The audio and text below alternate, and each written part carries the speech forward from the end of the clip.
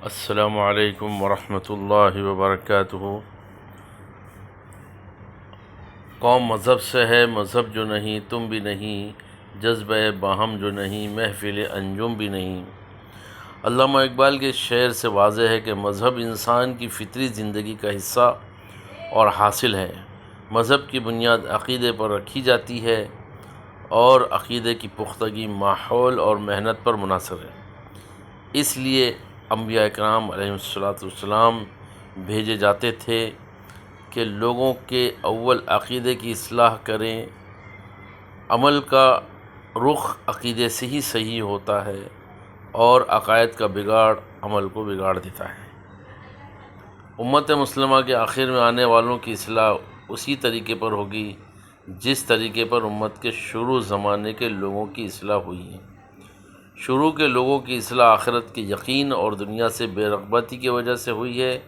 ہم جب تک ایمان کی طاقت کا عملی مظاہرہ نہیں کریں گے، باطل ہمارے ایمان سے معروب نہیں ہوگا۔ کامل ایمان کا مظاہرہ یعنی کامل اطاعت ہے جو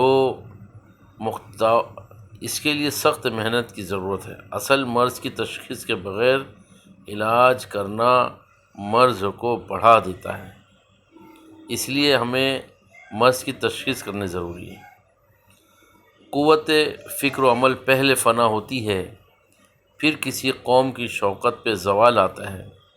عزیزو وقت کم ہے، کام بہت ہے، وقت فرصت ہے کہاں، کام ابھی باقی ہے، نور توحید کا اتمام ابھی باقی ہے۔ امت مسلمہ کے حالات سے نکلنے کے لیے واحد سبب قرآن و سنت اور حاملین قرآن و سنت سے جڑے رہنا ہے۔ اگر دین و مذہب کو چھوڑ کر کوئی اور راہ عمل اپنایا جائے گا تو سوائے ناکامی، ذلت و خواری کے کچھ ہاتھ نہیں آئے گا۔ قرآن وہ کتاب ہے جس میں اولین و آخرین کے علوم کو جمع کیا گیا ہے۔ صرف ضرورت اس بات کی ہے کہ زمانے کے ساتھ اس میں سے غور و فکر کر کے رہبری حاصل کی جائے۔ اپنی انفرادیت کو اجتماعیت پر قربان کرتے ہوئے اطاعت اولو الامر کی طرف متوجہ رہیں۔ طلب العلم فریضۃ علی کل مسلم، ہمارے ذمہ داری ہے کہ علم سیکھیں، عمل کریں اور دوسروں کو پہنچانے کی کوشش کریں۔ علم عمل کا امام ہے۔ ایک عالم شیطان پر 1000 عابد سے زیادہ سخت ہے۔ علم کا ایک مسئلہ سیکھنا 100 رکعت سے اور ایک باب سیکھنا 1000 رکعت نماز سے افضل ہے۔ شیطان کی کوشش ہوتی ہے کہ وہ علم اور قرآن سے دور رکھیں، اسی لیے جب بھی قرآن پڑھنا شروع کیا کریں تو اعوذ باللہ من الشیطان الرجیم پڑھ لیا کریں، یہ حکم خداوندی ہے۔ عزیزان گرامی، زندگی بہت مختصر ہے، آخرت کا سفر طویل ہے۔ توشہ جمع کرنے کا موقع دیا گیا ہے، ساتھی کوئی نہیں ہوگا، تنہا سفر ہے، ہمدم کوئی نہیں ہے، راستہ دیکھا ہوا نہیں ہے، اپنے عمل کے سائے میں رہنا ہے۔ عمل کا موقع موت سے پہلے ہے، موت کب آئے گی پتہ نہیں ہے، ہر وقت چل چلاؤ کا دور ہے۔ شیطان نے غفلت طاری کر رکھی ہے، حوادثات زمانہ یاد دہانی کرا رہا ہے۔ عقل مند غفلت سے بیدار ہیں، بے وقوف دنیا کے عیش و عشرت میں مست ہیں۔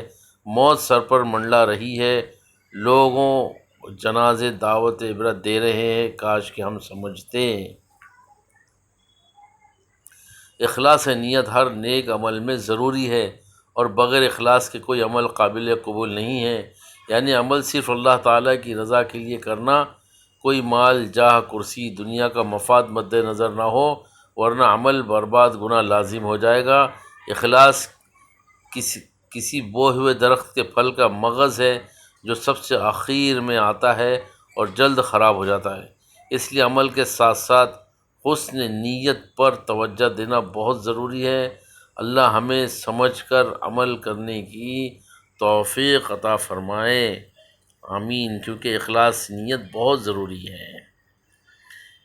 اس کے بعد آج ہم سب کی سب سے بڑی ضرورت اس ایمان کی مضبوطی کو اپنے قلب میں پیدا کرنا جس کے نتیجے میں ایک مسلمان اللہ تعالیٰ کے احکامات کو پورا کرتا ہے، اور وہ ایمان بغیر محنت و صحبت کے پیدا نہیں ہوتا۔ اس لیے ضروری ہے کہ اہل اللہ کی صحبت اختیار کرے، اس لیے کہ دیے سے دیا جلتا ہے۔ صحابہ کرام حضور کی صحبت میں تیار ہوئے اور تابعین صحابہ کی صحبت میں، تابعین کی صحبت میں رہ کر اپنی اصلاح کی ہے۔ یہی سنت ہے، اصلاح کا یہی طریقہ ہے، اسی سے امت کی اصلاح ہوگی۔ امت مسلمہ کو فتنہ ارتداد سے بچانے کے لیے ہر فرد امت پر ایمان کی ایسی محنت ہو جائے کہ وہ کسی حال میں بھی اپنے ایمان کا سودا نہ کرے، بلکہ وہ اپنے ایمان کی مضبوطی سے دوسروں کو ایمان سے جوڑنے والا بن جائے۔ اسی غرض سے دعوت و تبلیغ کی محنت سارے عالم میں ہو رہی ہے، مگر لوگ اس محنت کی اہمیت اور فضیلت سے غفلت برت رہے ہیں، اور یہ ارتداد کا خطرہ سر پر منڈلا رہا ہے۔ اے کاش کہ ہم کم از کم اہل علم و فضل اور اہل حل و عقد ہی اس بات کو سمجھ جاتے ہیں، کیونکہ ہمارا مسئلے کا حل یہی ہے۔ اس امت کی کامیابی اللہ تعالیٰ کے احکامات کو نبی کے طریقے پر عمل کرنے میں ہے۔ عمل ایمان کے بقدر زندگی میں آتا ہے، اور ایمان کی محنت کے بقدر زندگی میں آتا ہے۔ ایمان کی دعوت پر ایمان مضبوط ہوتا ہے، اور ایمان کی مضبوطی سے اعمال پر استقامت ملتی ہے۔ پھر اللہ کے وعدے پورے ہوتے ہیں، دنیا میں چین، سکون، عافیت و عزت، اور آخرت میں ہمیشہ ہمیشہ کی جنت۔ یہ ایمان اور ایمان کی محنت کا نتیجہ ہے۔ دعوت و تبلیغ کی مخالفت وہی لوگ کرتے ہیں جو شعور نہیں رکھتے۔ اگر مزاج دعوت کی سمجھ رکھتے تو کبھی مخالفت نہیں کرتے۔ تاریخ اگر سامنے ہوتی تو مخالفت نہیں کر سکتے، مگر صد افسوس ہے کہ آنکھوں سے کام کی اتنی افادیت دیکھنے کے باوجود عملی شرکت سے محروم ہیں، بلکہ عملی جدوجہد کرنے کے بجائے مخالفت کر کے دعوت کی محنت کی مخالف ہو گئے۔ آج کے تجربہ کار اہل علم صرف سنی سنائی باتوں سے متاثر ہو کر 100 سالہ محنت و قربانی کو بھول جاتے ہیں، جس کا پھل سب کھا رہے ہیں۔ یہ تو ابتدائی نتائج کی برکت برداشت نہیں کر پا رہے ہیں۔ اللہ ہمیں سمجھ عطا فرمائے۔ جن لوگوں نے اپنے نفس کو کسی کے حوالے نہیں کیا، یا جن لوگوں کا کوئی امیر نہیں ہے، ان کا نفس پرستی میں مبتلا ہو جانا بہت آسان ہے۔ وہ اپنے سارے کام اپنے نفس کی پیروی میں کرتے ہیں، جبکہ امت مسلمہ بنانے کے لیے ہر ایک کو کسی امیر کے ماتحت ہونا ضروری ہے۔ وہ زندگی کے کسی بھی شعبے سے وابستہ ہو، ہر شعبے والا اپنی صلاحیتوں کو اجتماعی نقطہ نظر سے استعمال کرے گا تو اس کے نتائج اجتماعی طور پر ظاہر ہوں گے۔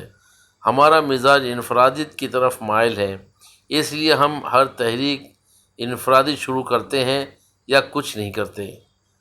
آئیے اجتماعی کاموں میں ساتھ دیجیے، کیونکہ اجتماعی کاموں کا نتیجہ اجتماعی ہوتا ہے۔ جن لوگوں نے اپنے نفس کو کسی دوسرے کے حوالے نہیں کیا، یا جن لوگوں کا کوئی امیر نہیں،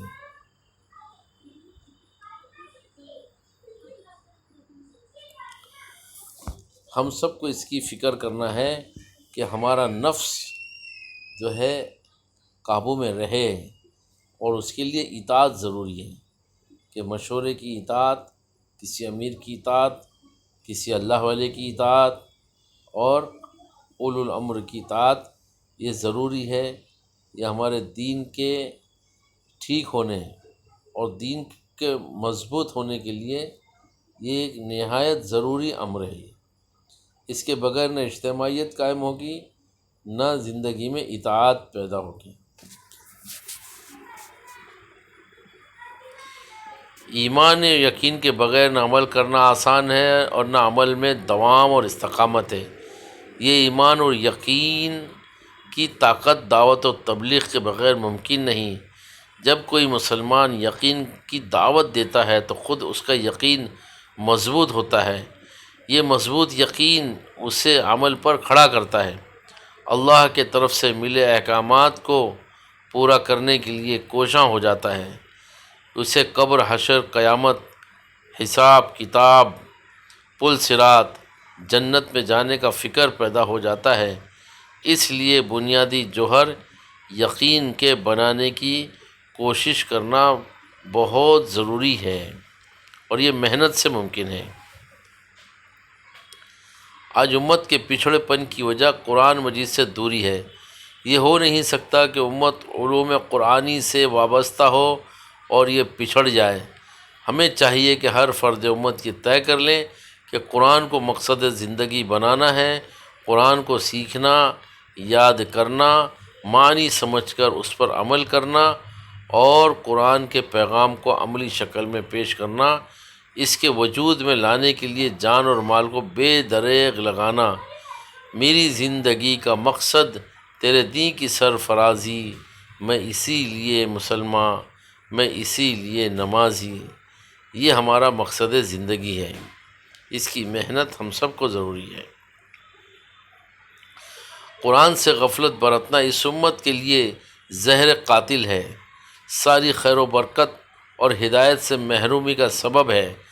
ہم خود غور کریں کہ میں نے اللہ تعالیٰ کی اس کتاب سے کتنی غفلت کی ہے۔ وہ زمانے میں معزز تھے مسلمان ہو کر اور ہم خوار ہوئے تارک قرآن ہو کر۔ یہ قرآن کتاب ہدایت، دستور زندگی ہے، اللہ کے قرب کا سب سے بڑا سبب ہے، شیطان اور شیطانی نظام سے بچنے کا حفاظتی قلعہ ہے۔ زمین و آسمان اس کے بوجھ کو برداشت نہیں کر سکتے، مگر ہمیں یہ کلام دیا گیا ہے۔ کاش کہ ہم سمجھتے کہ یہ کلام کتنا عظیم الشان ہے اور اس سے ہم کس طریقے سے نفع اٹھا سکتے ہیں۔ اس پر غور و فکر کی ضرورت ہے۔ آج امت مسلمہ کا سب سے بڑا عالمیہ یہ ہے کہ ہر ایک اپنی رائے کو سب سے مقدم رکھتا ہے، اس لیے اطاعت پر نہیں آنا چاہتے۔ اس نے نہ قرآن پڑھا ہے، نہ حدیث، نہ فقہ، نہ سیرت، محض اپنی اٹکلیں لگا کر فیصلہ کرتا ہے، جس کا نقصان یہ ہو رہا ہے کہ اطاعت نہ ہونے کی وجہ سے کوئی بڑی تحریک کامیاب نہیں ہوتی اور مسلمانوں کی حالت بد سے بدتر ہوتی جا رہی ہے۔ نہ ہم اندرونی اصلاح کر پا رہے ہیں، نہ نظام میں اصلاح کا ذریعہ بن رہے ہیں۔ اس لیے ہم سب اسلام کے زرعین اصول و ضوابط کی پابندی کریں، یہی وقت کا تقاضا ہے، یہی وقت کا تقاضا ہے۔ اس کو ہم اہتمام سے، پابندی سے عمل کریں۔ اس امت کی غفلت، اس امت کی عظمت و شان و شوکت کی بحالی قرآن کریم کے پیغام کی دعوت کے بغیر ممکن نہیں ہے۔ قرآن کا حق یہ ہے کہ اس کی صحیح الفاظ کے ساتھ تلاوت، معنی کے ساتھ سمجھ کر پڑھنا، اس کے احکامات پر عمل کرنا اور اس کے پیغام کو ساری انسانیت تک پہنچانا اس امت کی ذمہ داری ہے۔ ہر شخص اس ذمہ داری کے لیے تیار ہو جائے، یہی قرآن کا تقاضا ہے۔ قرآن ہم سے یہی مطالبہ کر رہا ہے کہ ہم اس کے پیغام کو ساری انسانیت تک پہنچانے والے بن جائیں۔ دوسرا، نماز کا مقصد قیام دین ہے، اس لیے امام کی اقتداء میں نماز ادا کرنے کے لیے جماعت کو لازمی قرار دیا گیا تاکہ اجتماعی زندگی کی اطاعت کی، یکسانیت کی، امیر کی منشا سمجھنے کی، جسمانی طور پر چاق و چوبند رہنے کی، ذکر کی، پاکی اور صفائی کی، خشوع اور خضوع کی مشق ہو اور سارا معاشرہ اطاعت گزار بنے۔ ہم سب کو اس کے لیے کوششیں کرنی چاہیے کہ سب نماز ادا کرنے والے بنیں اور نماز کی پابندی کرنے والے بنیں۔ اس کے بغیر اجتماعی معاشرے کے وجود میں آنا ممکن نہیں ہے۔